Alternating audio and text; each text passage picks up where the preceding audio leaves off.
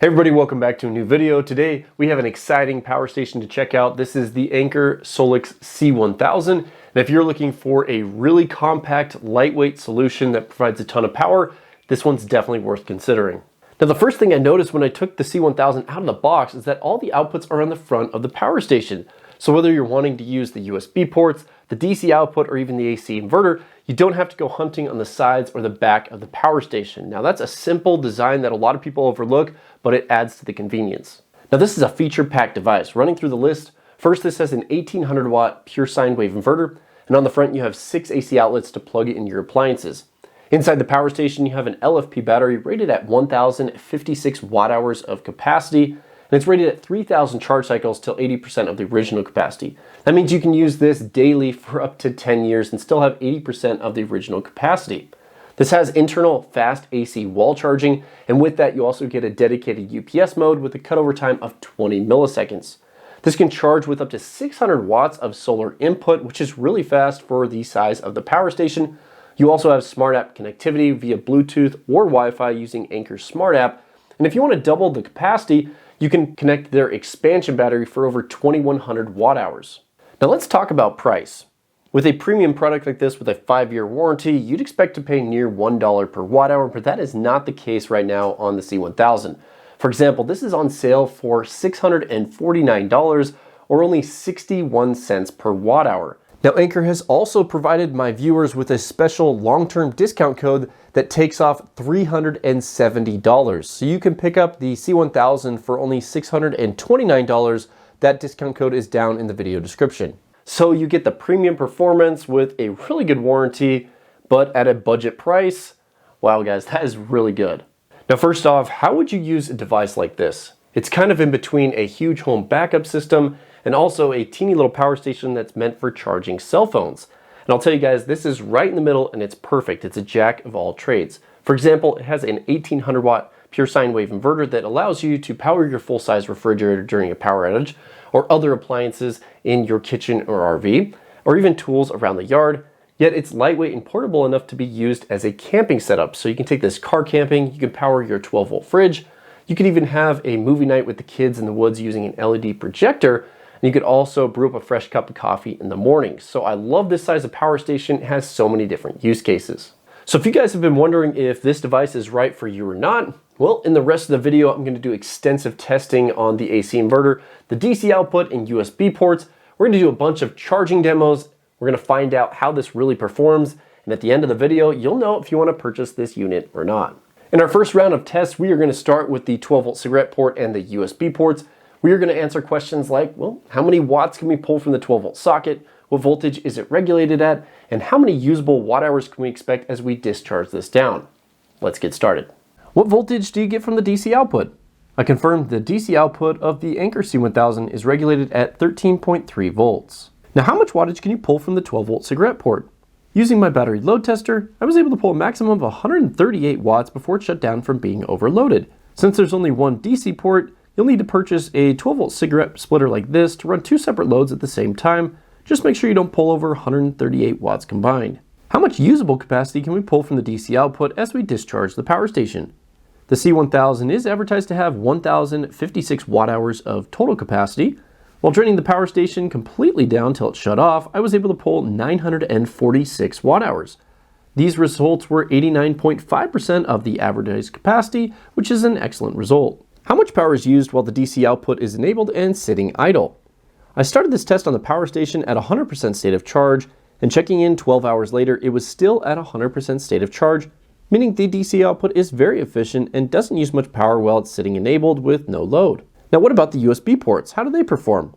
The C1000 has 2 USB-C power delivery ports and 2 USB-A quick charge ports. Testing out the 100 watt and 30 watt USB-C ports first, I plugged in my EcoFlow River 2 Pro and Energizer 320. The Energizer charged at around 99 watts and the EcoFlow River 2 Pro charged around 30 watts for a total near 130 watts output. I then tested all USB ports at the same time, connecting up a variety of different devices. Adding the loads up, it was right around 141 watts of power being used by all the USB ports. How much power can you get from the USB ports and the DC output combined? Testing both the USB ports and the 12-volt cigarette port, I was able to increase the total power to almost 300 watts from the power station DC output. Now I also wanted to test to see if the DC output would shut off randomly while running loads overnight. In order to make sure that this didn't happen on the C1000, I connected my IceCo Go 20 12-volt fridge into the 12-volt cigarette port and let it run overnight. This test is useful since the fridge sits idle for such a long time before the compressor starts running again. This is a good way to test the auto shut-off settings. Checking in the next morning, the DC output hadn't shut off and the fridge was still running with the power station at 94% state of charge. So running a 12-volt fridge, CPAP, or small fan overnight should not be an issue on the C1000. In my last DC test, how does the DC output affect a handheld AM radio? Here's a demo of what happens when you have a small radio next to the power station with the DC output turned on. Incinerator ever to help you get back into shape fast. XPREP. That's PREP to 42424. To avoid this interference, you'd want to keep your sensitive devices a couple feet away from the power station. Now, breaking down the results of the DC output testing, first off, it's super efficient. As we discharged this power station all the way down, we got nearly 90% of the advertised capacity, which is really, really good. Also, when we left the DC output on for 12 hours, we didn't see any power loss, so those were good numbers too. Now, what about the total power? Well, we were able to get 138 watts from this port. Now, that's quite a bit. We were able to run a 12-volt fridge, lights, fans, things like that.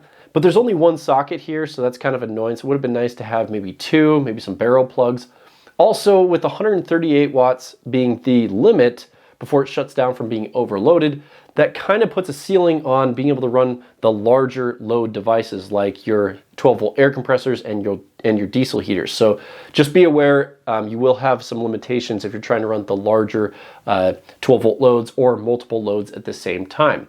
Now, I do like that there's a variety of USB ports. You have two USB-Cs and two USB-As, so you can charge a variety of your mobile devices. Now, when you're using this for the DC outputs, the fans are nearly silent. Didn't ever notice those ramping up to be loud or anything like that, so it is pretty quiet when you're using the DC output. Now, in our next round of tests, we're going to be testing the AC inverter right here. So we're going to see what type of voltage we get. We're going to see if it's a pure sine wave output, and what's the peak power we can pull from this before it shuts down. Let's get started. How can you use this power station around the house? Due to the 1800 watt inverter, this would be able to handle all cooking appliances in your kitchen. It can power a full-size microwave, a toaster, air fryers, or even crock pots. If you have these appliances in your camper or RV, it's simple as plugging them into the AC outlets on the front.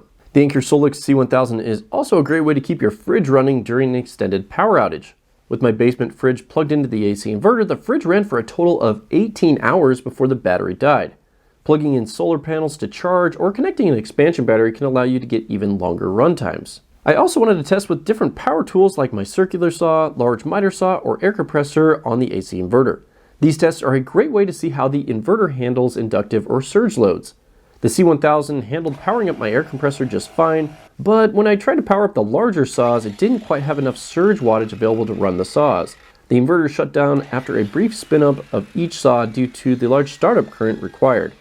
I then wanted to test a few other corded tools like my jigsaw and corded hammer drill.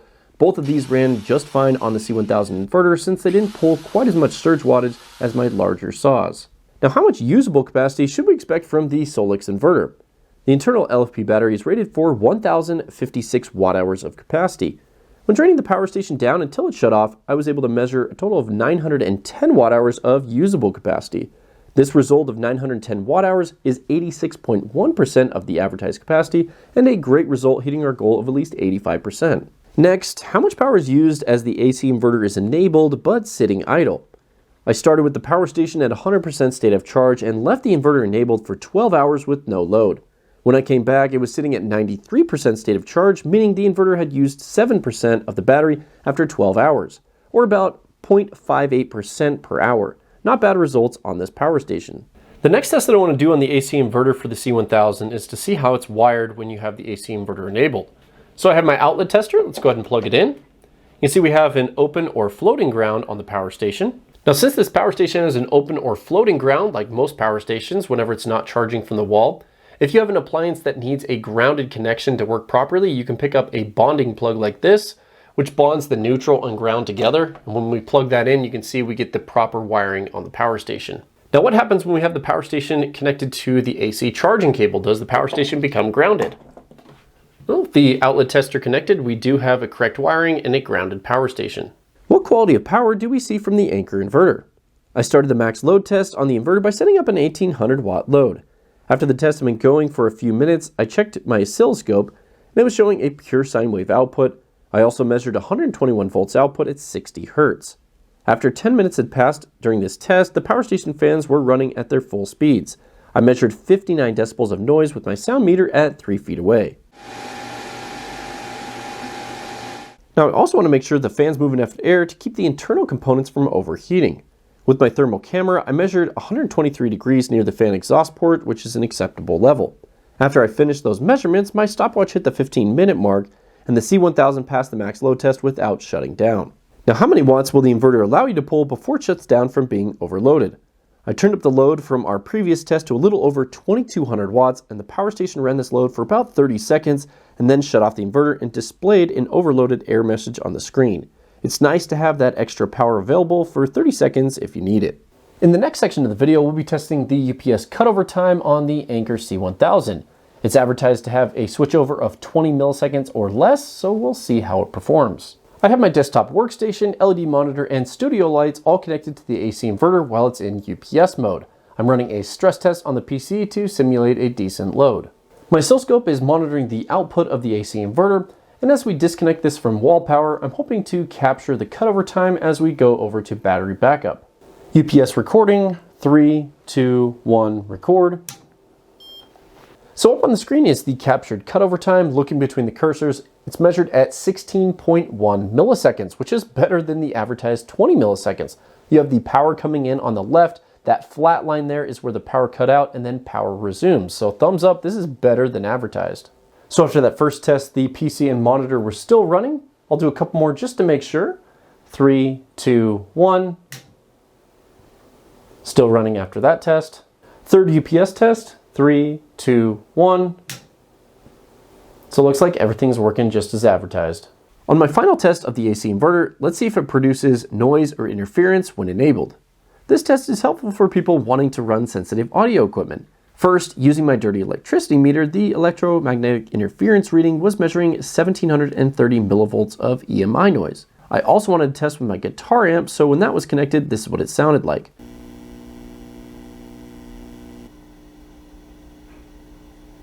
Comparing the inverter output to wall power demonstrates that the C1000 does have noise on the inverter. Now, what about interference on a small handheld AM radio? With the AC inverter turned on, these were the results of the test. Start hot, and then fresh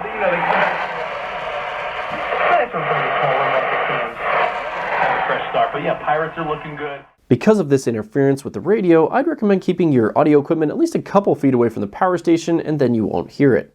So now I want to discuss the AC inverter test results, starting with the max load test of 1800 watts for 15 minutes. So it did not shut down and it did not overheat during that test, which is saying a lot for such a small power station. Now, when we were testing it, it was putting out a pure sine wave at 121 volts and 60 Hertz. So very similar power to the power company that you pay for at your own house. So very good power output from this unit. Now, we also were able to turn it up to about 2200 watts for 30 seconds before it finally shut down. So there is a little bit of leeway on the max power that you can pull from this. Now, when running that max load, just beware the fans are fairly loud at 59 decibels. So if you are going to be running max loads a bit, then you will have loud fans. Now, when I've been testing this on and off with medium loads or small loads, the fans are not loud. They just spool up that loud if you're running a ton of power through the power stations. So I guess it just kind of depends on your specific use case if the fans are going to be loud or not. Now let's talk about the surge capacity of the inverter. Now when we tested with the power tools, it ran the air compressor just fine and the other two hand tools just fine. But when we tried to power up the larger saws with this, those require a bit of surge current and it failed to do that.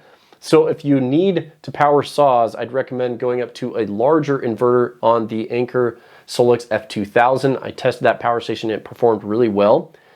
So you will need a little bit bigger inverter to handle those surge loads than this one here. But a lot of people may not be powering those, so it just depends on your specific use case. Now, what about discharge capacity? As we discharge this down, we got 86% of the advertised capacity, which is really good. That means we got above 85% on both the AC and DC capacity, so this is a very efficient power station. Now, another way to test the efficiency of the AC inverter is by doing an idle power usage test. And over a 12-hour period, this only lost 7%. So even though this has a large inverter and a smaller battery, it's still fairly efficient, especially against other power stations that I've tested with this same combo. Now in the final testing, I tested the speed of the UPS cutover time. It's advertised for 20 milliseconds, and I was able to get 16 milliseconds, so that should work for most home PC setups if you're wanting to use this as a dedicated UPS. So overall, you got a lot of power available in the inverter of this power station, and it is fairly efficient. In the next section of the video, I want to go over the charging basics for the Anker C1000 and also do some charging demos. You get 3 different cables out of the box. You have your car charging cable with a 12-volt cigarette plug. You have a solar parallel cable with XT60 connections. This is designed to be used with their Anker solar panels. And then you have an AC wall charging cable, so you can charge it up directly from the wall or a gas generator. There are 2 charging ports on the C1000. This one is for AC wall charging. You can get up to 1300 watts charging input, and it is fully adjustable through the smart app. Over here you have your DC input. This allows you to connect in your car charging or solar charging. There's a voltage range of 11 to 32 volts where you'll get 10 amps charging input. And then if you have the higher 32 volts to 60 volts, you can get 12.5 amps input, and it will limit to 600 watts peak. So you can get 600 watts of solar in on this power station. Now I first want to test AC charging input on the C1000. I have it set to 1000 watts charging input in the smart app. Looking closer at the screen, we're getting 967 watts input, which is right near the 1000 watt setting. If you need to charge the power station even faster, you can enable the ultra fast charging setting in the smart app. With that setting enabled, we're seeing 1358 watts charging input, which will charge the power station from 0 all the way up to 100% in less than an hour. You also have the ability to adjust the AC charging speed within the smart app. You can click on the settings button and then go to AC recharging power. It's currently set to 1000 watts, but we can go all the way down to 200. If we save that, then we can see that the power station drops down its charging speed all the way down to 200 watts. I love the ability to adjust the AC charging speed within the smart app. So this power station is really capable via AC charging, but what about DC charging? Well, right here to test that, I have my adjustable DC power supply. I first want to test car charging voltage, so I have it set to 13.5 volts and a limit of 20 amps. Let's see what happens. So with my power supply connected in, we're getting 130 watts charging input. So if the power station was completely empty, you'd expect around 10 to 11 hours to charge it up. Now, one thing to note, whenever you're charging at this low of voltage, 13.5 volts, the power station is going to limit the amperage under 10 amps. So instead of getting the full 20 amps that I have this set to, we're getting a limit of 10 amps, and this is to protect the car wiring. If you want to increase your charging speed, you're going to have to raise your charging voltage, and that's what I've done on the power supply. So now we're simulating a 24 volt battery. I have it set to 26.5 volts, and we're still limited to under 10 amps. And that's because if you remember the charging port, you have to have 32 volts to get the higher amperage input limit. So now we're getting 253 watts input versus 130 watts before, so you'll get double the charging speed. So that means if you want to fully fill the power station from 0 up to 100%, it's only going to take around 4 to 5 hours versus 10 to 11. Now, if you want to increase the charging speed even more, you want to go above 32 volts. So you have to have a solar panel set up or some sort of battery configuration that goes above 32 volts. So I have my power supply set to 36 volts, and now we're getting 12.71 amps input. So with my power supply set to 36 volts, we are now charging at 451 watts. So if the C1000 was completely empty, it would take 2 hours to fill it up. Now, what combination of voltage and amperage would you need to max out the DC charging input on the C1000? Well, you'll need at least 47.65 volts at 12.72 amps so you can get the full 600 watts charging input. So we're getting 597 watts input on the screen, which is right under our 600 watt limit. So if you're looking to max out the charging input with solar or with batteries, this is the combination that you'll need. Now, what about dual charging on the C1000? Does it allow AC input and DC input at the same time? Now, we're currently charging with DC input at 130 watts. Let's connect in the AC charging to see what happens. I want to see if the DC charging drops out or if it adds them both together. Unfortunately, when you have AC and DC connected at the same time, it only gives priority to AC charging and it does not allow DC input. So when I connected the AC charging cable, the DC dropped out to 0 watts and we're only getting 1000 watts input versus the 1130 watts I was hoping for. Now, I also wanted to make sure that you could charge and discharge the C1000 at the same time. This has a mode called bypass mode, so if you're charging from the wall, it will pass through power up to 1400 watts. and that's what's working here. So I have the AC inverter enabled, the DC output enabled, and USB ports going, and it is charging the power station along with powering these loads. Now, I also wanted to do some real-world solar testing on the Anker C1000. So here we are outside. It's a beautiful spring day. Now, as for the solar conditions that we'll be testing in today, it's midday, it's around 75 degrees, and we have a few high clouds. Now, right here, I have my 1000 watt Renogy solar array. We're going to be using 4 of these panels in a 2S 2P configuration for 800 watts total. With the 60 volt cutoff, we have to wire these panels in a series parallel combination so we don't go over 60 volts. Measuring the voltage open circuit of these panels before connecting to the power station, we're getting 44.4 volts. So with the solar panels connected up to the C1000, we're getting a 505 watts charging input, which is a little bit shy of the 600 watt level. Let's go ahead and break down the voltage and the amperage under peak power. Now, while the solar panels are putting out this peak power, I'm measuring 41.5 volts. With my clamp meter around the positive input, I'm seeing around 11.96 amps. Now, the reason we're seeing 500 watts versus the full 600 watts that this is rated for is due to the voltage and amperage limitation of the charge controller. Now, if you wanted to get the full 600 watt input, you would need solar panels with a peak power voltage near 48 volts that outputted at least 12.5 amps. For example, when I tested with my DC to DC converter, we saw peak power input when it was around 47.5 volts and 12.7 amps. Now, the 4 solar panels that I'm testing with here in the video today put out peak power around 41 volts, so not quite enough voltage to get the full 600 watts. But Anker does sell a 400 watt panel that puts out peak power around 48 volts, so that panel will work well. And I've also created a whole video for these Anker power stations that I'll recommend down in the video description. Now, if you plan to charge the C1000 with solar panels, it's important to know if you can have solar panels connected all the time. What happens in the early morning hours as the sun starts to come up? Now, some power stations I've tested in the past have low voltage alarms or a bunch of beeping that goes on in the early morning hours when testing with solar, but I did not notice this with this power station. As the sun got more direct onto the solar panels, it started to charge even faster, so no issues when having solar connected 24/7 on the C1000. Now, that was a ton of information, so hopefully you guys aren't overwhelmed. But we did cover the DC output testing, the AC inverter, and a bunch of charging demos. Now, if you still have questions, I'm available through a new consulting service called Ask Me. I'll include the link to it down in the video description, where you guys can get in direct contact with me with your questions about this power station or other power stations or even solar panels. Now, I do have a few other things that I want to cover before the end of the video. The first thing is that this does have a nice diffused LED light bar here. There are 3 different modes. It's kind of hard to see that with my lighting here in this room, but it's nice to have that diffused light bar because if you were in your tent, you could have that light, or in the back of your truck.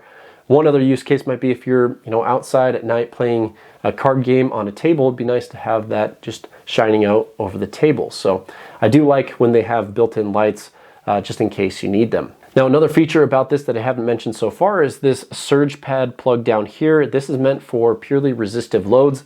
So if you happen to have an electric heater or something like that that pulls over the 1800 watts and it's plugged into this port, it allows you to pull a little bit higher wattage by dropping down the voltage. So it is only compatible with resistive loads, but you do have that potential there. Now, the last thing is that this does have a 5-year warranty with Anker customer support. Now, Anker's been around for a long time. I don't think they're going anywhere anytime soon, so you can have confidence and trust that they're going to support their product, and it is one of the better warranties in the business. Well, now that we have all the performance data for the Anker SOLIX C1000, we can take all of that and put this through my power station grading system and give it a score of 1 to 10 so we can compare it against any other power station that I've tested on the channel. Now, I have this grading sheet down in the video description so you guys can check it out. Let's jump into it and see how it did. So up on the screen is my updated power station grading system. You'll notice 20 different requirements that the power station has to meet in order to get a full score of 10 points. Each one of these requirements is worth a half point. Let's see how the C1000 did. So it got a score of 8 points, or a grade of a B-, and that's because it missed out on 4 different requirements. Let's break that down really quick. First off, there was noise on the AC inverter.